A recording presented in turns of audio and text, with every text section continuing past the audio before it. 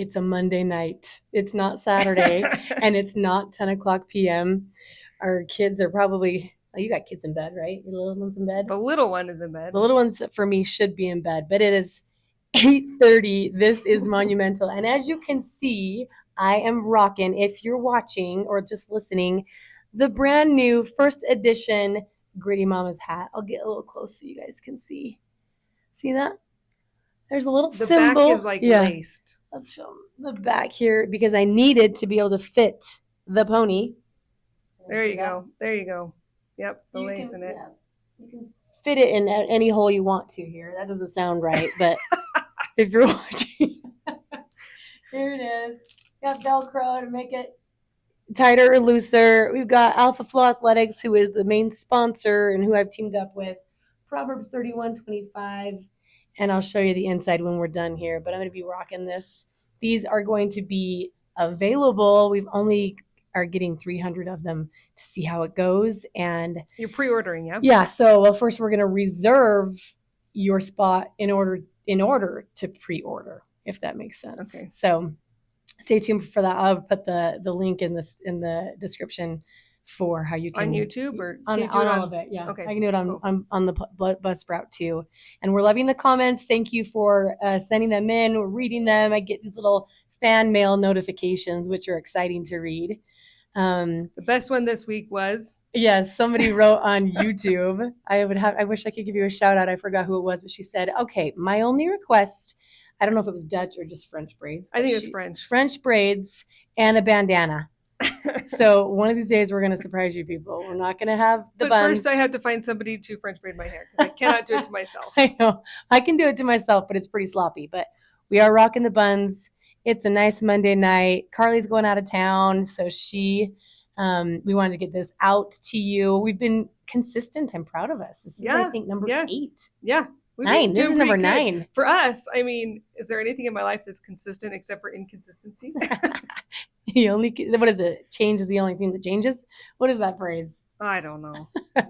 Anyway, you get the idea. But we're here tonight, and we were wondering what we were going to talk about. We're trying to think about going in chronological order of dating and having kids and getting married and him leaving and in court and all the things. But because it's a holiday weekend and because Thanksgiving is coming and Christmas is coming, and my heart is like full of compassion for all the people, mainly the women that are in the same predicament as me every single Christmas. You get to a point where you start to dread holidays. You dread birthdays, not just because of, the cash and the lack, but because you're having to split your kids up. And there are some parents some co-parents that are more vigilant than others, that are more diligent, I guess, in taking their time. And there are others that don't take their parent time. And then you're wondering if they're going to show up. And so you don't know what to plan for. So, and then you have to look at a calendar. I don't know if you knew this, but it's called, for those of us that have the minimum parent time schedule, it's called the Utah Code 30-3-35.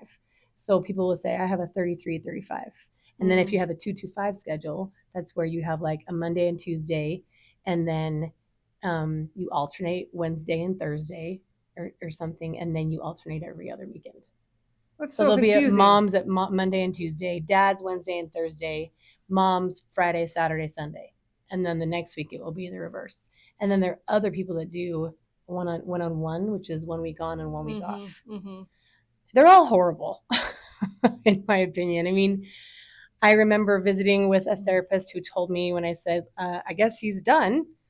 And he, when he called me and said, I actually want to go through with this, after he told me he was staying.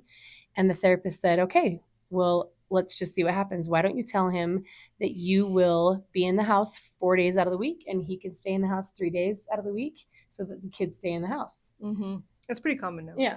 Yeah. And gives the kids stability. And like, it was like vinegar when I brought it up, but I was like, okay, well, if that's what you want, then I will stay in the house 4 days a week while you work. And then you can stay in the house 3 days a week, well, I guess I go look for work, because if you're gonna do this, then I need to find work. Right. Right. And he said, that's not gonna work for me. And I said, okay, so what would you like to do? Yeah. What was his solution? It was, that's when he said, I have done more for my career in the 2 months that I've been here in Vegas than I have the whole 15 years. And so he told me then at that point that he was moving to Vegas. Okay. He never did officially, but he told me that he was. He told the kids that he was, and I had no idea. I mean, he was just here and there and everywhere and nowhere at the same time. He ended up, okay, so this is what we're going to get into, because he ended up moving in with a friend for 6 months in Highland Alpine area, which is where he currently resides. But he was with that friend for 6 months. But I think that's one of the things that I wanted to talk about is because these holidays are coming up and we're all single parents, it's the most stressful time of year, not the most wonderful time of year. But when you separate from your spouse or the day they leave, like overnight, the woman, or let's say a stay-at-home mom, which I was for 16 years, is responsible for now making up 50% of the income. Which is wild. Which is impossible. I mean, overnight I suddenly had to come up with half of the mortgage. And this is not even overnight, because remember, he left for 2 months and I was just hopeful he'd come back. So I was just waiting. And in the meantime, I should have been more proactive and like. But he gave you enough for hope. Like, yeah, it was I'll let you know when I decide. I'll probably come back kind of yes feeling. But I would have said I mean, it's easy to say this now, right? But I did have a therapist that said, well, start preparing now. You start putting money aside. You put your marriage on the shelf. And I was like, what? You're a marriage therapist. How can you say that? He said, now my concern and my priority is you and your well-being, not the marriage. And I was like, wait. And that shocked me. And he said, put it on the shelf and you start putting money aside. You create a bank account in your own name and you just live as though he's never coming back. So one of the things that I think is important to point out, I mean, there are bad therapists. I will 100%, just like there's bad anybody in any occupation. They exist, right? But one of the reasons why you pay for a really good therapist is because... To tell you what you don't want to hear? Yes, but so growing up as an LDS person in the Seattle area, and my dad was a cop, right? If an LDS kid anywhere near us was getting into trouble, my dad heard about it because the parents would call my dad and say, what do I do? Because he was a cop? Yeah, because their kid's getting in trouble with the law somehow, or they're worried about him getting in trouble with the law, whatever. They call my dad for advice. And my dad would say, well, this is what's going to happen next. Be prepared for this and this and this.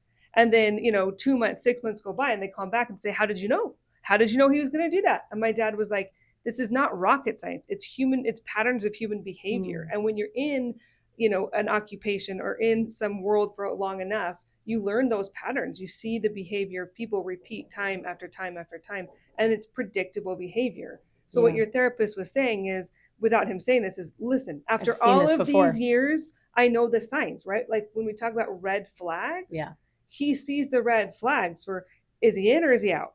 Right? Like, you can't fix the marriage by yourself. So if your spouse is out, then you've got to be out, right? Like you can't like, he's running away and you're holding his ankles, right? Like it doesn't work. And that's what I was doing. You gotta let him go. I was messing with his agency, to be honest, but like I was bound to him and covenanted to him, when really I'm covenanted to God, but also you give yourself to him.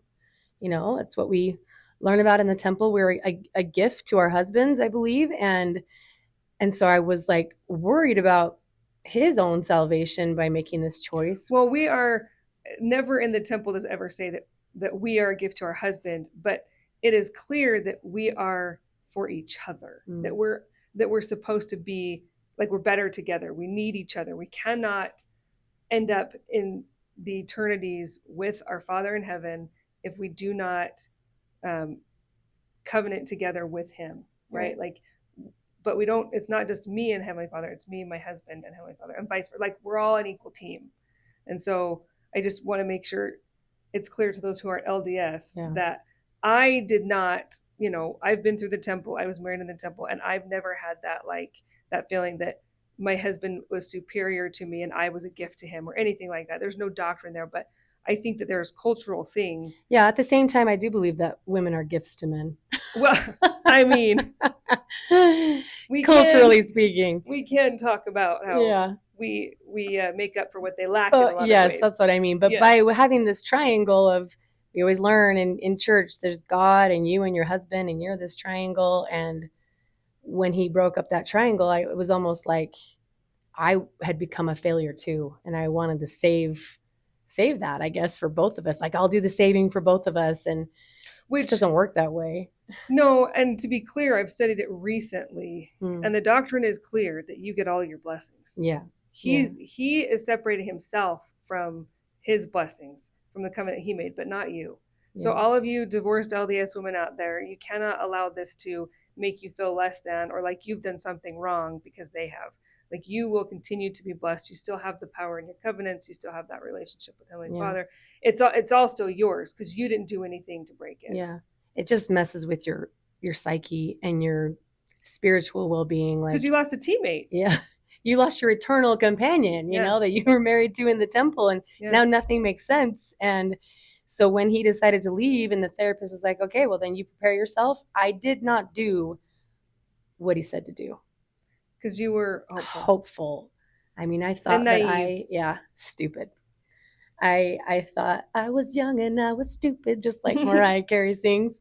I thought that I had enough faith to, like, bring him home. Okay, but pause here for a second too, because there's a quote that says any two members of the church who are active, like anybody who's living the gospel. It doesn't even. I think you could extrapolate this to anybody of like a Christian religion or whatever. But basically, if you're living the gospel, any two people living the gospel can make a religion or make a religion, no, a marriage, a marriage work, right? So in your head, you're thinking, he's an active member of the church. Yeah. I'm an active member of the church.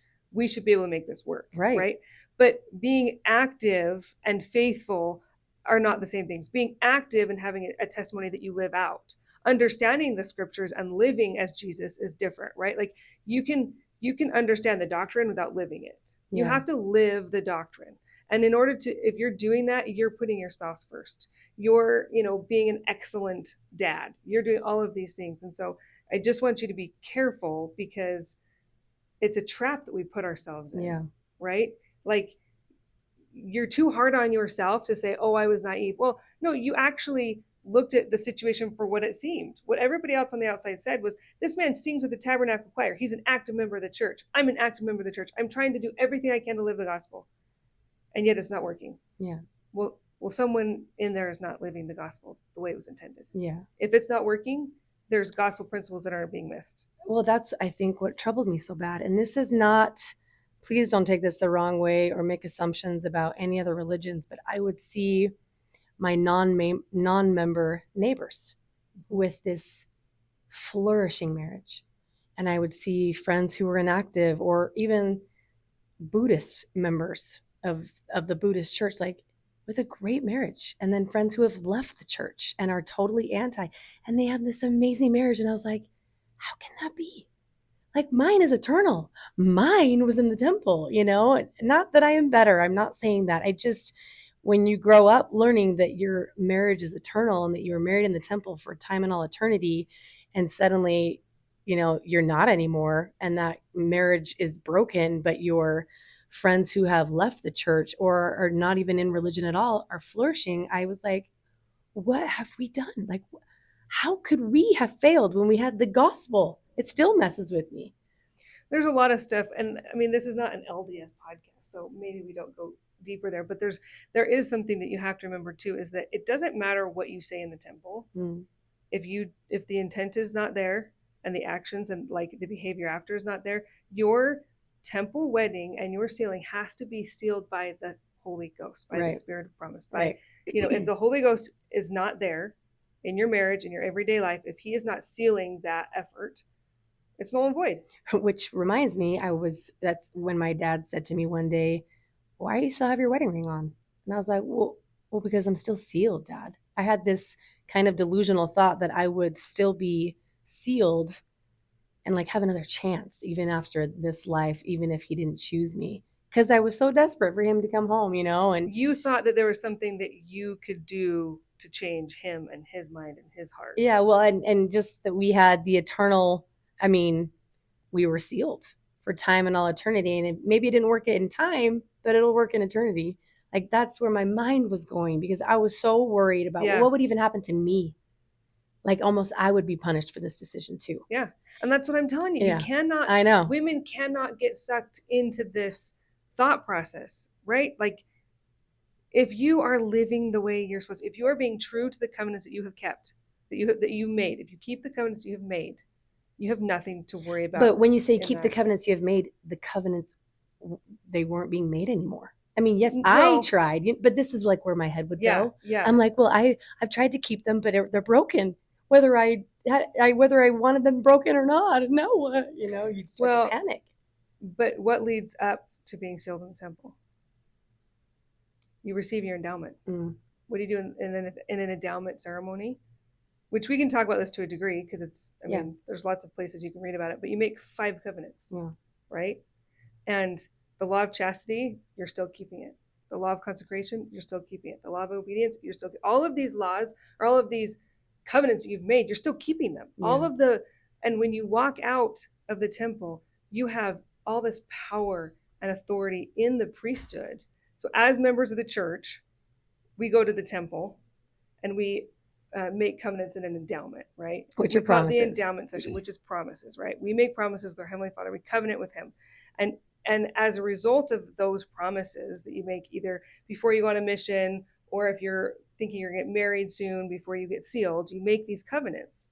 And those are the covenants that you draw all the power from, right?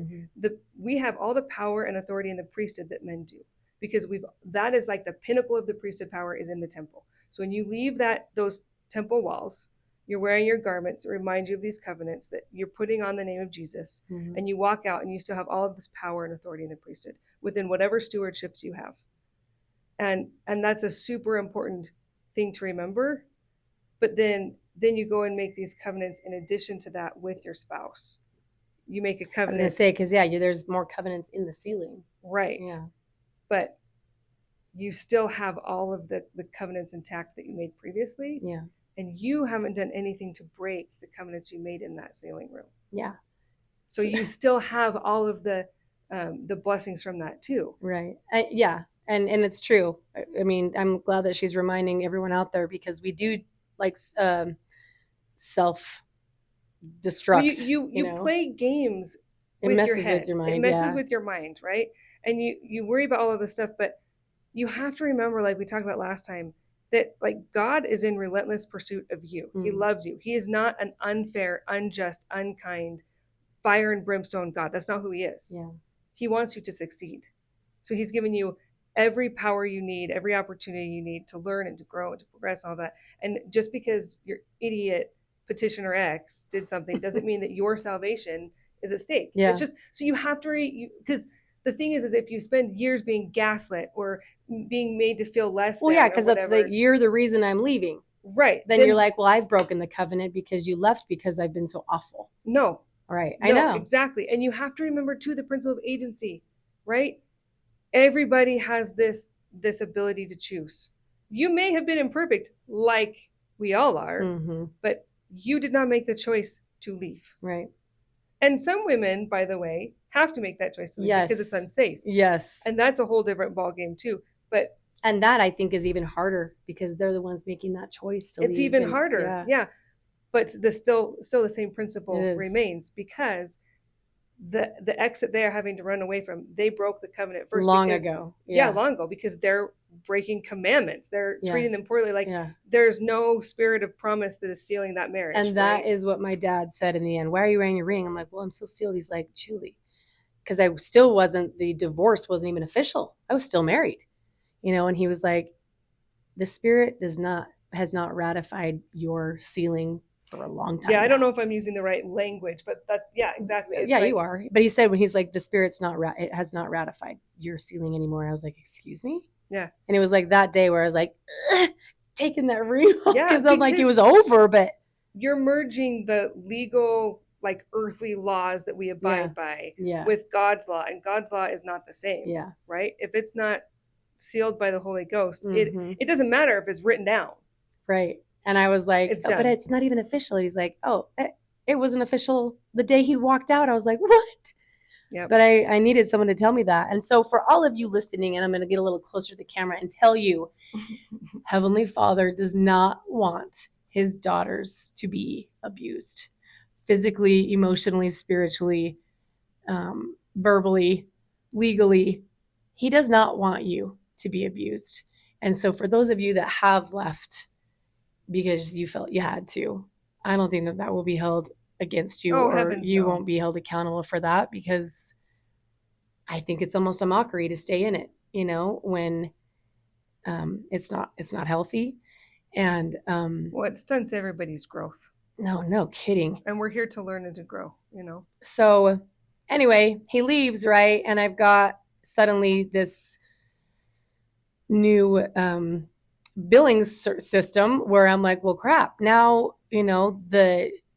the lawyers and the court is urging me to come up with 50% of the money. And tell them how they figure out how much money you should be able to make. Well, for example, one girl just wrote to me in a direct message and said, I don't know what to do. Like, I have nothing, but in the decree, the judge just automatically imputed the money that I'm responsible to make to minimum wage. And I was like, what the heck does impute mean? Like, there's so many words, but basically they just say, well, if you don't have a job and you're a stay-at-home mom, we will just make it so that you should be getting what minimum wage would be if you were to have a full-time job. So if, for example, a woman is finally got all of her kids in school, she's got her kindergartner, and she's finally free, so to speak, during the day, the court expects you to go work from 8 to 3, and they will just impute your wage to minimum wage.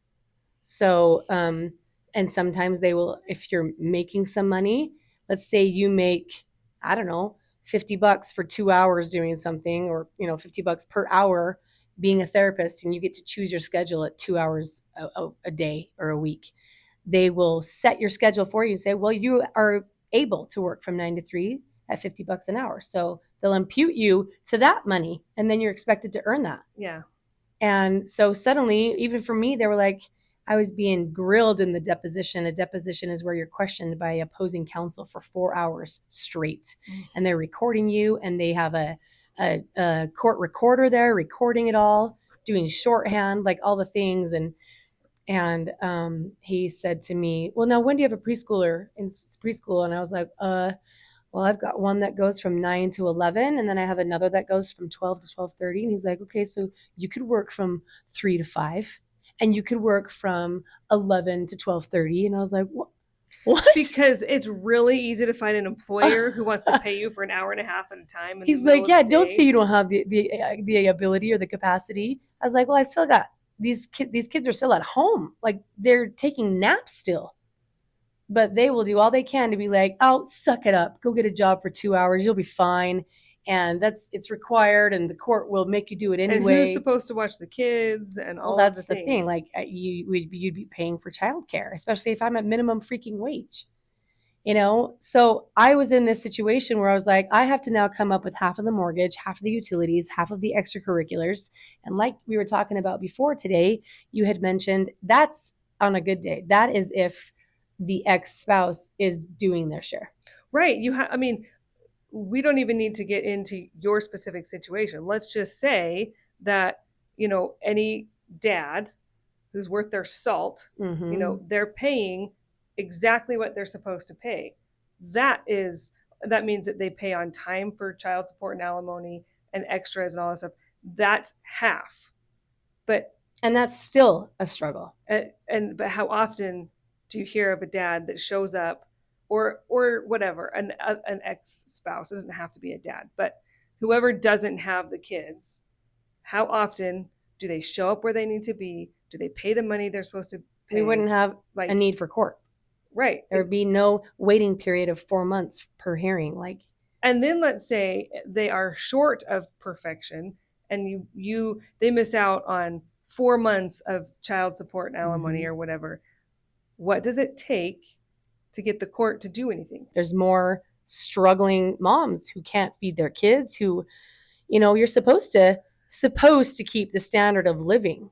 So if a mom was getting her nails done and her hair done and getting massages every week, the court typically will grant you the life that you were living pre-separation. Supposedly, Mm-hmm. that's what they'll. But my point is, if there might be, let's just throw out random numbers, okay? Let's say they say he owes you $100,000 a year, all things combined, with extras and whatever. He doesn't pay you. It doesn't matter if he doesn't pay you, for months at a time, or if he misses the extras or medical bills, whatever the cause is, right?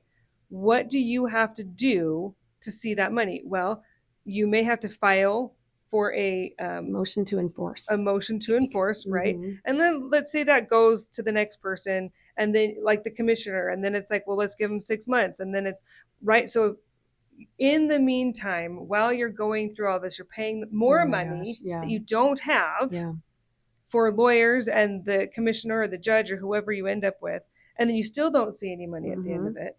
So a lot of women aren't going to even go that route to have the law step in and enforce it. But then what does enforcement look like? Well, if they're not self-employed, then they can garnish wages if they have a job. So that's the Office of Recovery Services. And because people will say to me all the time, get them to garnish his wages. You can't garnish a 1099. Like, you can't. It only works for people that have W-2s where you're getting a constant paycheck and they pull out your taxes and they pull out all the things. When you're getting cash or you're paid under the table or a personal check from someone you've done a concert for, they can't garnish that. So he typically pays the Office of Recovery Services, and then they pay me. The problem with that is there's fees on his end and on my end. But I would rather do that because the state now keeps record. Because no court of law takes my word for it. They're not going to take my spreadsheet and be like, oh, that's correct. So I'll take the fee just so that it can be on record, like legit. Yeah. So in answer to your question, what do we do in the meantime? We panic, especially when you've never had to do it before. I'm fully capable of, I've had jobs in the past and am But ambitious. You know what they say about jobs? The best time to find one is when you already have one. Right? Like, to go from unemployed to employed is so long and hard. Yeah. We've been out of the workforce for 18 years. Right. I mean, so you've got a crappy resume, but it's not just the resume. It's also the time it takes to get a serious job. Now, could you go work at, some minimum wage? Sure, you could get a job like that. But if you're talking a job that would pay for daycare, that would support and that would your family, pay for health insurance. It takes months and months to go through interviews and do all this stuff. So and then not to get it. Yes. I mean, you have to have 4 of those in the works at a time, right? So if you're not receiving the funds that you were told by the court that you should, I guess this is my point. Just because you should get it, just because the court tells you should get it, doesn't mean you're actually going to get it, right? And so even when it's, sorry, go ahead. Even if you have what you think is a perfect, divorce where it's amicable and whatever, like, you cannot assume that it's going to go the way that the court wants. And then you can't assume that the court is going to, like, hold anybody's hand. No. There's no hand holding. No. There's no making it right. They're not going to step in and say, oh, he's late, here's some money. Or, oh, he's late, he's now got to owe you more money. There is no one, I learned that, there is no one coming to rescue you. I mean, other than Jesus, but I think that's where my faith has grown during this experience, because instead of applying for jobs, I have been applying for every assistance under the sun. I mean, I am currently on WIC. And I didn't know what WIC was. Did you know what it stands for? Women, infants, children? Correct. So I was like, what's WIC? And it only works for kids up until the age of 5. So my benefits for WIC will be up in January when Naoma turns 5. But I get, just for her, every single month, I have an app, but I get 3 gallons of milk. That's just for her. I mean, So think of if I had a bunch of kids under 5, which I've had before, but 3 gallons, like a jar of peanut butter or a can of beans, you get a pound of cheese, you get a quart of yogurt, you get 2 cereals, a loaf of bread, but you don't get to, and then you get $26 worth of fruits and vegetables. And that is that. And then, of course, I've applied for EBT, which is the food stamps. I've applied for, and these are not just like fill out a paper and you're done. It takes forever. Well, and it's not just once, you have to maintain it. Oh my gosh. And then you have to renew it. And you don't just get to sign a paper to renew. You have to fill out the entire application again. And it's all of your kids' socials, and it's all of your kids' birthdays, and it's all of your tax returns and ledgers from, employers. And it just is so time consuming. And so I've applied for Utah Heat, which pays for your, gas and electricity. There's other services. That was the one that I didn't know was a thing, was the gas I didn't either. Like, yeah, That's people cool. have reached out to tell me these things. And then there's, of course, all these amazing charities. I want to give a shout out to Live Your Dream Foundation. They've helped me a lot. And so has Raising Violet. Or maybe it's Rising. I always say it wrong. There's the Single Parent Project. There's a bunch of charities that are helping. But the problem with some of those foundations is that it is in place for single moms it gives them grants to go back to school. But I'm like, I went to school. Like, You have to get a master's. I don't know if it's for that. It could be. It could be. A lot of undergrads are actually useless. A lot of them you need a master's for. No kidding. So I have applied for everything. And then when you don't get it, like I have applied for a bunch of scholarships, and there's the Stella Oaks Foundation. There's a ton of them, but a lot of them are, let's help women get back to school. But then again, here I am, like, okay, I go back to school and I get a master's. I get this amazing job. I still have 8 kids. That's also, it's just part of the equation. I know. You have to have family that helps out, or there's got to be, something's got to give. I'm waiting for it to give, because it has been, we're going on our 4th Christmas where I'm like, crap. I've had 3 sub for Santas already. I've had family step in already. I've had the bishop and the ward step in already. Like, who's going to help me now? And there's so many of us dealing with that. And that is why the holidays are dreadful. Mm-hmm. And every church function, baptisms, ordinations for the boys to become deacons and teachers, they are dreadful. Because what should have been an amazing experience, it still can be, yes, but my heart is still hurt. And it's hard to see him either perform the ordinances or even just be in the same room. It's difficult, because it's like you're reminded of what could have been, and it could have been a joyful day, but instead it's full of anxiety. I think that all of this, I don't know. I think that when we talk about this, I just always think, well, you have to relive your trauma. Because just seeing his face represents 18 years of, all sorts of garbage, right? That is coming to the surface. And I don't have a ton of beef with a ton of people, but there is somebody in my life that every time I see them, it's just kind of like, I don't even know what to do. I don't know. Do I just pretend that I'm fine? Do I pretend there's a good relationship? It's just one of those things that is just kind of, it's hard. There's a physiological change in me. Oh yeah. I'm tense, and I'm regretful and sad, but also anger, all of these emotions all at once, even though mentally I prepare every time, and I just think there's no reason to get upset. There's no reason, it's just a few minutes with this person and it's fine. But there's something about trauma looks different for everybody, but when you have an event that changes your life, that's pretty much trauma, right? That changes the whole rest of your life, that's trauma. And when you have the symbol of that trauma walk in the door, you talk about the word trigger, and everybody uses, it triggers me, but that's a literal trigger where you're and your heart sinks. I've never had a panic attack until I saw him after he had already left. Because you see him again, you're like, oh my gosh. And my heart would not stop, like rapidly beating. I actually talked to my doctor about it, and she prescribed me something to be able to take off the edge of, like, I felt like my heart was going to pound out of my chest. But then the alternative was taking that medicine like an hour before the incident was about to Oh happen, yeah. and I couldn't keep my eyes open because it's like a sedative. Oh So I was yeah, like, yeah. Uh-huh. Yeah. because I couldn't stay awake. But Yeah. did you see the woman shaking in my video that got the stellate Yes. ganglion block? Yeah. Yeah.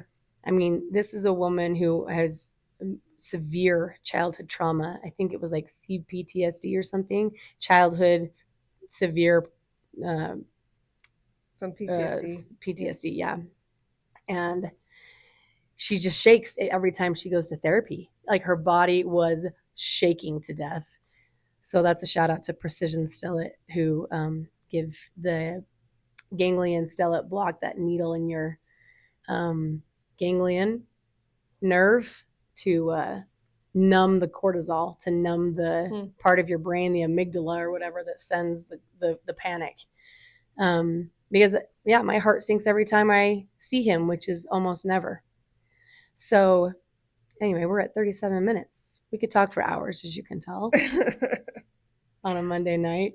So anyway, just wanted to send, I guess, my, not condolences, but commiserate with all the ladies out there. You're just thinking about where you've been, where you are, where you're going, and there's a lot of people who are still where you've been. Mm-hmm. And there's a lot of I'm people still who there where with you are. them. That's the problem, where you're like, oh my gosh, I'm still here.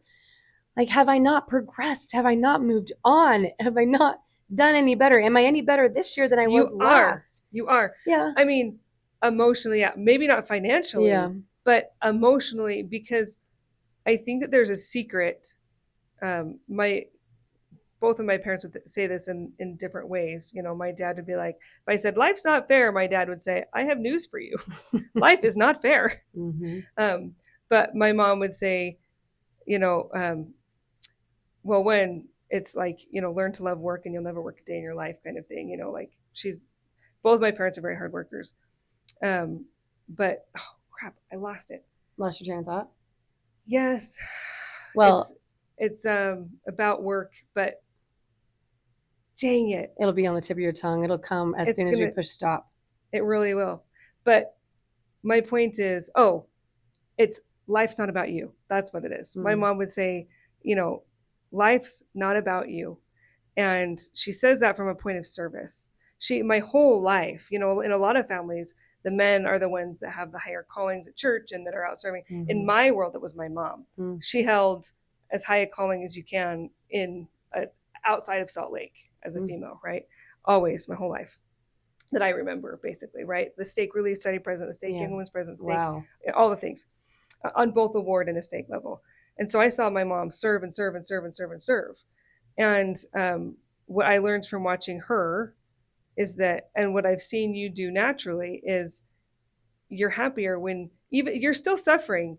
You still need the Secret Santa, but instead you'd rather organize a Secret Santa for somebody else. Mm-hmm. Because part of healing and part of become like finding joy is focusing on other people. Yeah. And somehow when you do that, life seems to come together okay. And you made me feel better, because I was telling her that I did, my family always chooses someone to give, you know, do a sub for Santa for. And I was like, we've got to do it for my friend. And my family is well-intended, but they were like, well, you need the help. Like, you can't even help yourself. Why are you wanting to do it for her? Which kind of hurt my feelings. But, but Carly, you said something like, well, you also need the spiritual, how did you phrase it? Like, I want to be able to use my, I don't know. You have empathy, unlike anybody else, right? To reach out to, I mean, there's one thing to have sympathy. Yeah. But when your heart hurts for somebody because you know that same hardship, it's totally different. Yeah.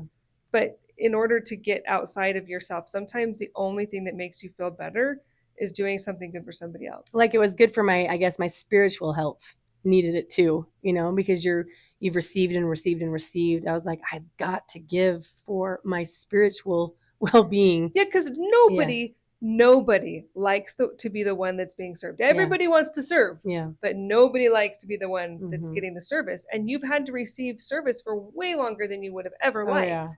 And Yeah. that's a hard place to be. Yeah, it's humbling. And it is hard. Yeah, because you would much, I mean, if you weren't in the situation you were in, you would be serving as much as you could. That's what's in your heart to do. Yeah. And so it's hard to be the one that's like, okay, it's me I again. know. I know. You know? I'm it's hard to use people's hard-earned fast offerings, you know? I mean, I know it's there for a reason and it's there for these reasons for those of us who have been kind of left in the dust, but it's still hard to know that it's being used on me. You know, and this when I gave her these gift cards to Amazon and Costco and Visa gift cards, she just started to cry. And This woman that you're doing the stuff for mhm. Santa for, yeah. And I selfishly I needed that. I needed to see that for my own spiritual well-being so that I could be like, oh my gosh, like we've blessed her too. And I've had this so much, but I wanted to be able to do it for someone else so that I can, I don't know, charge ahead. And I didn't want to forget this. This is kind of off topic a little bit, but I was talking about how we have to pay, 50% overnight. And what really bugs me is that the men get, well, whoever, get a 50% discount. I mean, no longer do they have to pay for, even if they're ordered, right? They have to pay half of the medical, half of the dental, half of extracurriculars, half of the house, half of everything. And when I have nothing to, I have nothing like I have nothing reserved or like there to save me where he's now getting a discount. Yeah. And it's so hard because I mean if you talk to anybody who's like a financial genius who knows how to grow wealth, they'll say the worst thing you can ever do for your wealth is to get divorced. Yes. Because even though he's getting a discount, what he can now afford is half as much. Like he now can't afford the nice house because he's paying for two houses basically, right? Like the amount of money that he brings home, yes, he gets, if he's bringing home 100,000, he still gets $50,000 just for him, but he's not going home to the same house. He's not going, it's like it is a discount for him. The thing that bothers me more than that is for me, it sounds at least a lot easier for one person to live on that half than 9. Yeah. But it sounds a lot easier to go and find, like, you're the kind of person that would go to Amazon and work a 3 to 8 in the morning shift loading trucks. You're the kind of person that would go and do the dirty custodian job. You would show up and earn the money wherever, whenever you could. The problem is you have all the kids. Yeah. And you can't ever rely on not having the kids. So you cannot get a steady job. But when you have half the income and none of the children, except for when it's convenient for you, you get to go and have whatever career you want and bring home whatever money you want. And so he can cancel parent time whenever he wants. Yeah. I mean, and it's kind of like, it's a blessing and a curse because some people would die to have the kind of time that you have with your kids. Yeah. Right. So true. That is a blessing. That's true. Have you seen that video where the couple is lined up on a racetrack and he is holding all of the kids? Yes. And she takes off sprinting. Yes. And he's like holding these 3 kids and they're weighing him down and he's way behind her. And it says something like all she needed was to, like, she just needed to be able to be free to sprint. Yeah. But we have children and we're going to take care of them because that's what moms do for the most part. Well, and you're not, the thing about a career, I really like, I think we talked about it in an earlier podcast, but I really like this idea that, like, we don't do as stay-at-home moms what we do so that our husband can do what he does. He does what he does so that we can do what we're doing, because there's no greater responsibility and also reward than raising children, than raising a family, right? So it's not like you never felt the need to get a full-time job and to make him hold the kids so that you can run the race, because that's not what's important to you. But now you're forced to make both important. And you cannot run that race and be as successful as a spouse would be while you're at home, right? Because you're doing it all. You can have it all, but not all at the same time. And that's the problem. Right.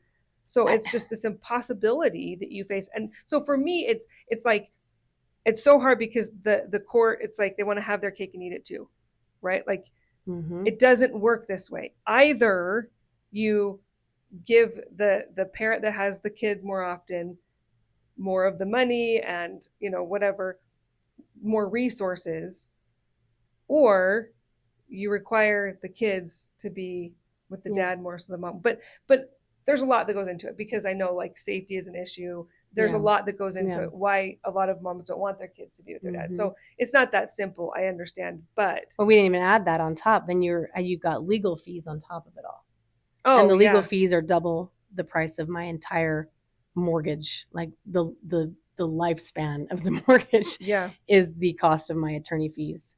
I will say that that is why the judge wrote in the final decree that it is woefully inequitable. It was like the best part of that whole 58-page decree that says it is woefully inequitable for one person to keep X amount of money and to give 9 people 5 times less. And so around the law firm, we're all like putting woefully inequitable on T-shirts, on mugs, on all the things. yeah. Forget gritty mama. We need woefully I know. inequitable. Oh, I plan on it. I even plan to have a T-shirt that says "Divide and Conquer," but that just crosses out "divide" and says "conquer," because I Yeah, don't have the luxury of dividing and yeah, conquering. We yeah, just conquer. yeah. But to kind of round all this out, when you said it's like the dumbest thing you can do financially is get divorced, he said to me, I don't care what I have to lose to be at peace. And he clearly didn't, because he was about to, I think, make the most foolish decision of his life in order to quote unquote have peace, because it really actually caused a wave of destruction and Do you heartache. do you think that he really understood Of what course was not. about to happen? Of course not. I didn't I like, either. how could he really understand? Because to me, peace doesn't come in loneliness or Well, and wealth. that's a therapist said to me, because I've seen like 6 of them. She said, Mhm. I think that, I hope I get this right. She said, I think that he is confusing peace with relief. She Yeah, said they are not the same thing. yeah, If you say, I'm done with this marriage, and you're like, ah, there, I said it, I'm done, I'm out, and you feel so much better. Well, what you're really feeling is maybe the relief of not carrying the burden of sticking around, or you feel relieved that you're not going to fight anymore. You feel relieved that you don't have to see her anymore or him well, anymore. you're relieved of responsibility. I mean, Exactly. like, I hear when people will leave religion, doesn't matter what church, they're always like, I feel so relieved. I've never been happier in my life. Yes. Right. And it's like, well, I'm sure that's true. I'm sure you've never been happier, because now you can go and do whatever you want with no consequence. Mm-hmm. And there's no guilt associated. You're removing responsibility Yep. for your actions, because you don't believe in a higher power. You don't believe in basically consequences. It's just, it is what it is. Do what you Yep. want. Eat, Yep. drink, and be merry. And of Yep. course, you remove responsibility, and you will have that temporary relief until it becomes lonely, until it Yeah. becomes pointless, until it eventually backfires. Yeah, it is not the same as peace. And I will, if I remember, I will link that article because she sent it to me, and I was like, and it made me feel better. Like he's confused. He's not feeling peace, at least not forever. He's feeling Yeah, temporarily relieved. I have a hard time believing that if he really understood what was coming, that he would make that same choice. I mean, I can't even answer yes or no on that, because he was just like, Well, I mean, it's all, who knows what, but I have a hard time believing that anybody who really loves his children, really loves the gospel. well, but yeah, any person that maybe is, how do I say this? Um, Maybe completely healthy in regards to relationships, because he even said to me, do you think that I would sacrifice the love of my kids if I didn't think I needed to do this? Because at one point he was saying to me, the kids hate me. I said, they don't hate you. They love you and they want you to come home. And he said, I said, please come home. And he kept refusing. And that's when he said, do you think that I would sacrifice the love of my kids if I didn't feel this was important? And I was like, what? Like he was like, we were all on the sacrificial altar for him to be able to rediscover himself and have peace. So anyway, it's not peaceful, people. It's been a pain in the rear. No, it's heartbreaking. My heart breaks not just for you guys, but for him too, because I do think that one day he will wake up and have a lot of things that Yeah, he and that's what's I think sad been the about. most painful part because I've been worried about him and his standing before God and obviously it's none of my business, but it was my business, when we were married and it's still painful. Well, and it still affects your kids. And It that's, does. I think that's why it's so hard when you talk about coming up on Christmas and Thanksgiving and all the holidays, because his behavior, his choices, everything affects your kids. It is your business to the extent that it affects them. Yeah, What are that's you gonna do? true.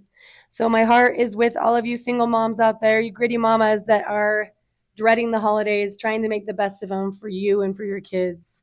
Um, Please donate to my Activate link, which is going to help gritty mamas in need, especially for the holiday season. And remember, the storehouse is available to all, whether you are members of the church or not. And there are things like Tabitha's Way. Tabitha's Mm-hmm. Way, I think it's not just in Utah. I think Tabitha's Way is in lots of different places, isn't it? I don't know. You're the one that introduced me to it. I have to double check, but I feel like it's something that I found in Washington too. But there are community based things. It's interesting because I grew up only hearing about Planned Parenthood. I Mm. had no idea how many pregnancy clinics there were, how many people are willing to help. I mean, there's a ton. Mm. If people call you on it and they say, "Oh, tell me, I don't believe you that they're out there," because that's a talking point for people. They're like, Yeah. "Oh, you want babies, but you don't want to take care of them." It's like, it's total BS. There are Mm. lots of people who want to help take care of babies, but there's lots of organizations and churches who are really trying to do a lot of good Yeah. with single moms, especially. So, Yeah. so It's they're true. out there, and if you don't know about them, find somebody who does. Yeah. We can help you, but I'm sure you've got people who know. Yeah. And keep the comments coming. What do you have questions about? What do you want to know more about? Thanks for watching and listening. And Stay tuned. happy Thanksgiving, which is over by the time you listen to this. We'll see you. Bye.